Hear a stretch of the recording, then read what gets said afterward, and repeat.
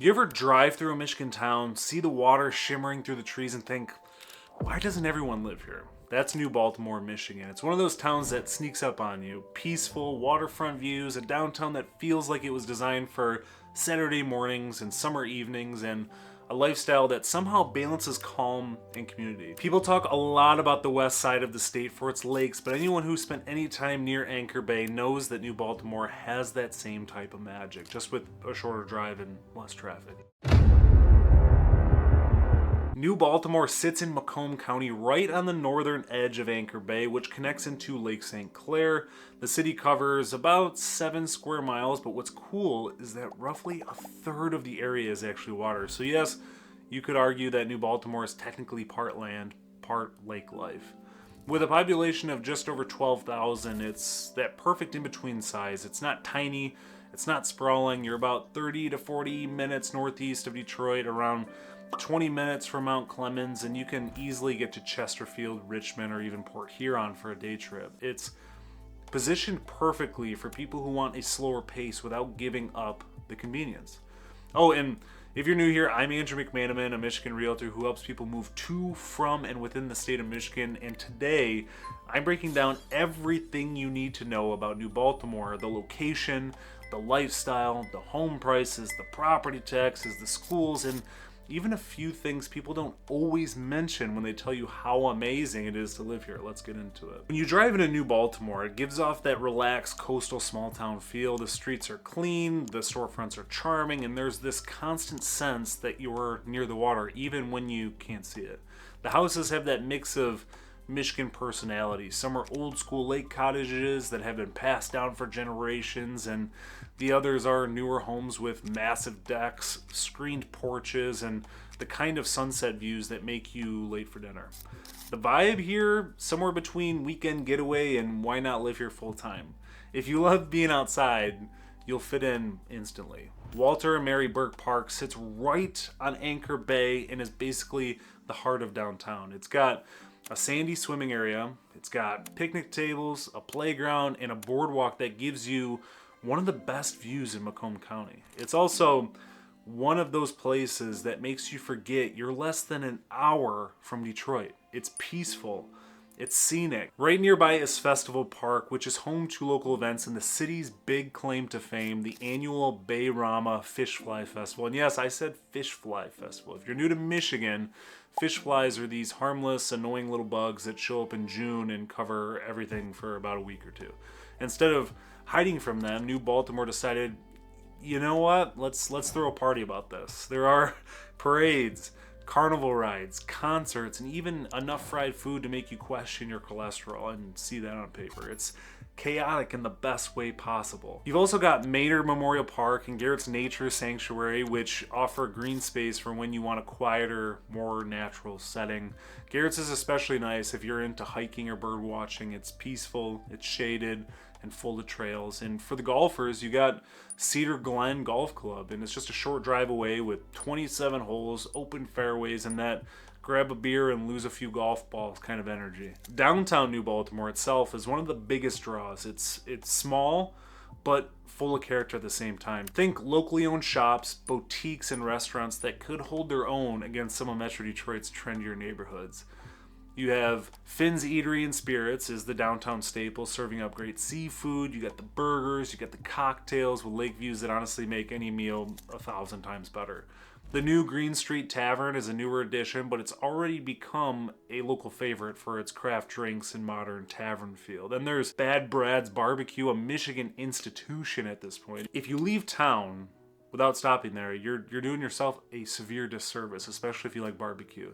The atmosphere is cozy, the portions are massive, and the smell alone is worth the drive. New Baltimore isn't trying to be a destination city. It's comfortable, it's familiar, and that's what makes it really work and come together. In the summer, patios are packed, boats are out, and the entire downtown feels like a small town movie scene from a Hallmark movie.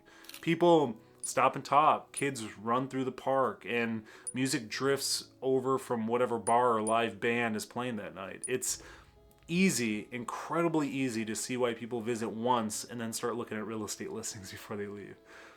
The schools here are part of Anchor Bay School District, which covers New Baltimore, and several nearby communities along the waterfront. It's a medium-sized district with around 5,400 students total, and parents generally like the schools because they're big enough to offer good programs and extracurriculars, but not so large that kids get lost in the mix. There's a real sense of community involvement, and many of the teachers and staff have been around for years. It's one of those districts where people genuinely care, and it shows. Niche.com ranks Anchor Bay Schools a B+, while being number 31 best school districts in the Detroit area, number 70 of 495 best places to teach in Michigan, and number 78 of 514 districts with the best teachers in Michigan, as well as number 103 of 523 best school districts in Michigan. With all that being said, I want to transition and talk a little bit about home prices, because this is where New Baltimore gets a little interesting. According to the latest MLS data, the median sale price here is sitting around $367,500 as of October 2025, which is up about 5% year over year. And for comparison, the overall MLS median across Southeast Michigan is right around $275,000, meaning New Baltimore homes sell at a healthy premium thanks to their location, waterfront lifestyle, and growing demand on top of that. Homes here hold their value, especially the ones near the water or in established neighborhoods close to downtown. A typical 3-bedroom home inland is going to be in the mid 300s, while waterfront properties and canal homes easily range from the high 500s up to $1 million or more, depending on the size and view. Now, let's do some quick Michigan math on property taxes, because that's where people often get caught off guard, to say the least. New Baltimore is part of Macomb County, like I said, and the millage rate here sits around 40.9885. If you're in the Anchor Bay School District, that's what your rate is based on. To figure out what that means for your wallet, you'll take 50% of the list price of a home, or whatever you offer on the home, and you multiply by the millage rate and divide it by 1,000. So for the median home price of $367,500, you take half of that, which is $183,750. Multiply it by 40.9885 and divide it by 1,000. That comes out to roughly $7,534 per year in property taxes. It's not outrageous for waterfront Macomb County by today's standards with the prices of property taxes everywhere, but it's definitely something to factor in when budgeting, especially if you're comparing this to other nearby towns like Chesterfield or Clinton Township. And of course, you've got all the usual Michigan quirks. You got Proposal A, which limits how much your taxable value can increase each year, and the uncapping rule that bumps your taxes up to the current market value when the property changes hands. So if you buy a home that's been owned by the same family for decades, don't be shocked when your tax bill looks a little different, and by different I mean a whole lot more than theirs. The lifestyle here, though, is what makes those taxes and prices worth it. It's kind of the place where you can spend a Saturday walking through downtown, grab lunch at Finn's, stop at Walter Mary Burke Park to watch boats glide by, and then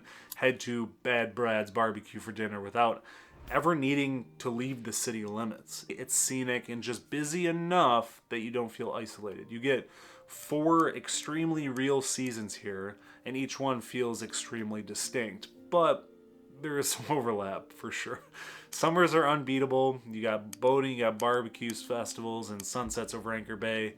Fall is cozy, colorful, and perfect for bonfires, and winter slows everything down, but it's peaceful, and spring brings back everything to life again. And if we're being honest, there are a few trade-offs. Commutes could be longer if you work downtown or in Troy. You're about 40 minutes from Detroit, depending on traffic, so you'll get used to podcasts or playlists on the drive, to say the least. In the winter, it gets windy, the kind of wind that makes you rethink owning a patio umbrella. And if you live close to the bay, you'll definitely encounter those fish flies, the ice buildup, and the occasional power outage when lake effect weather really rolls through there. But for most people, that's all part of the Michigan experience. What people love most about New Baltimore is the balance. It really just gives off that hometown feel without sacrificing access to jobs or entertainment.